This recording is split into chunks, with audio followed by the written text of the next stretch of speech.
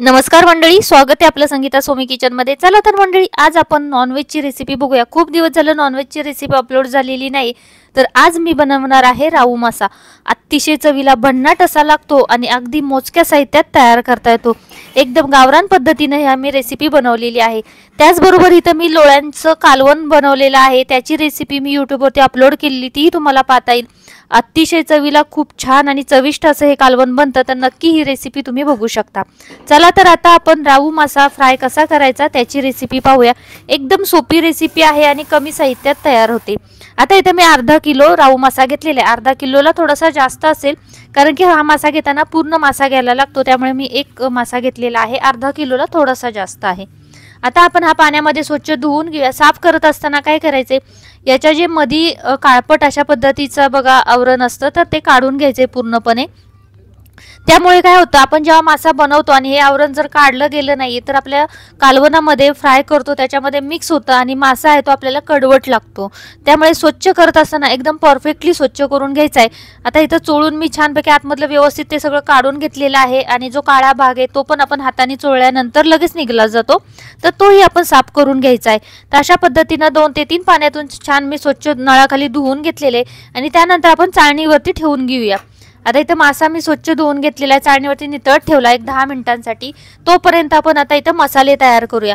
मसाल्यांसाठी इथं मी लाल तिखट घेतलेले 1.5 चमचा, अर्धा चमचा इथं मी हळद घेतलेली, 1 चमचा किंवा आवडीनुसार तुमच्या चवीनुसार तुम्ही मीठ घेऊ शकता। त्यानंतर जिरा पावडर अर्धा चमचा घेतलेली आहे, धने पावडर अर्धा चमचा घेतलेली आहे आणि 1 छोटा चमचा इथं मी गरम मसाला घेतलेला आहे।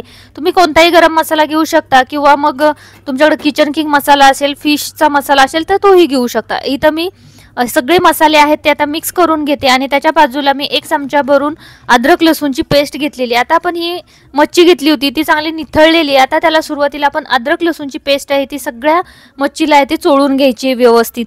संपूर्ण सगळ्या मच्छीला लागेल अशा पद्धतीने अद्रक लसूणची पेस्ट लावून घ्यायची। आता यानंतर आपण इथं ह्या मसाल्यामध्ये व्यवस्थित हे मासे आहेत ना ते डीप करून घ्यायचे। अद्रक लसूणची पेस्ट आतमध्ये लागल्यानंतर काय होतं, आपण मसाल्यात मिक्स केली तर व्यवस्थित आपल्याला ती लावता येत नाही, त्यामुळे आधी लावून घ्यायची आणि त्यावरती मग मसाले व्यवस्थित बसले जातात आणि चवीला पण खूप छान लागतात। अशा पद्धतीने मसाल्याचं कोटिंग करून घ्यायचं। इथं बघा आपले मसाल्यामध्ये कोटिंग केलेला मासा आहे तो तयार झालेला आहे। आता असंच आपण 1 तासासाठी फ्रीजमध्ये ठेवलं होतं मी।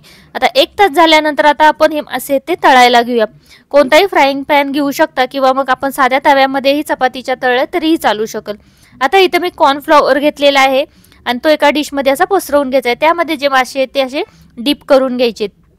इथं तुम्ही कॉर्नफ्लॉवरच्या ऐवजी बारीक रव्याचा वापर केला तरीही चालू शकतं, परंतु मी प्रॉन्स फ्राय बनवलेले आहेत तर ते रव्यामध्ये केलेले आहेत, म्हणून मी जी ही मच्छी आहे राऊ माशाची ती कॉर्नफ्लॉवरमध्ये केली। कॉर्नफ्लॉवरच्या ऐवजी तुम्ही तांदळाची पिठीही लावली तरीही चालू शकतं। आता इथं बघू शकता तेल चांगलं गरम झालेलं आहे, तव्यावरती मी तेल घालून घेतलेलं आहे। गरम झालं की त्यावरती आपण ही मच्छी आहे ती व्यवस्थित पसरवून घेऊया। आता इथं तेल चांगलं गरम झालेलं आहे, आता आपण त्याच्यावरती मच्छी घालून घेऊया। सुरुवातीला मच्छी घातल्यानंतर थोडा वेळ आहे ना ते अजिबात मच्छीला हात लावायचा नाही, हलवायची नाहीये। सगळं तेल त्याच्यावरती व्यवस्थित लागेल असं थोडंसं हलवून घ्यायचं आपण जो पॅन ठेवणार आहे तो, आणि त्यानंतर 5 मिनिटं तसंच मच्छी आहे ती ठेवून द्यायची। गॅस आहे तो थोडा मीडियम वरती करायचा आहे। आता बघा एक बाजूनी छानपैकी खालच्या साईडनं भाजत आलेलं आहे, आता आपण पलटी करून घेऊया म्हणजे दुसरी साईड पण व्यवस्थित भाजली जाईल। बघा दिसायला कसला अप्रतिम असं दिसतंय की नाही। आता आपण पलटी करून घेऊ, बघा खालून कलर कसा व्यवस्थित गोल्डन आलेला असेल, एकदम मस्त।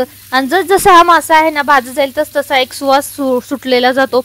आणि जेवढा फ्रेश मासा असेल तुमचा तर अजिबात असा नॉनव्हेज सारखा किंवा फिशला कसं जुना फिश असल्यानंतर वास येतो तर तसा वास येत नाही। त्यामुळे कधी पण मच्छी घेत असताना फ्रेश मच्छी घेत जावा, म्हणजे थोडीशी कडक मच्छी असते जी फ्रेश मच्छी असते ती, आणि सॉफ्ट जी जुनी मच्छी असते त्याचा एक वास येतो आणि त्याला असं पांढरसर पाणी सुटलेलं असतं, तर तसं पाणी सुटलं की समजायचं की ती मच्छी आहे ती आपली जुनी आहे, म्हणजे जास्त दिवसाची आहे। तर आता बघा मच्छी आहे ती मी दोन्ही साईडनं व्यवस्थित खरपूस रंगापर्यंत आहे ती भाजून घेणार आहे। 12 ते 15 मिनिटात ही मच्छी आहे ती भाजून होते। जशी भाजत जाते तसं घमघमाट सुटतो। आता आपली मच्छी फ्राय झालेली, चला तर आता आपण जेवण वाढवून घेऊया। इथं मी मस्तपैकी तांदळाची भाकरी घातलेली आहे, इंद्रायणी तांदूळ घेतलेला आहे, याच्याबरोबर ही लोळ्यांचं कालवण बनवलेलं आहे।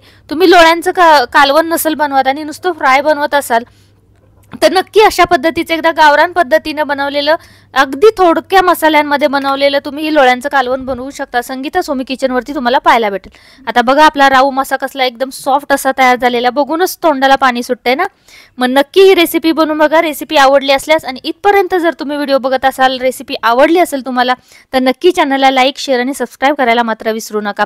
पुढची रेसिपी आपली प्रॉन्स फ्रायची आहे आणि लोळ्यांचं कालवणाची आहे. तर त्या दोन्ही रेसिपी तुम्हाला संगीता सोमी किचनवरती पाहायला भेटेल. हा व्हिडिओ बघितल्याबद्दल मनापासून धन्यवाद. थँक्यू.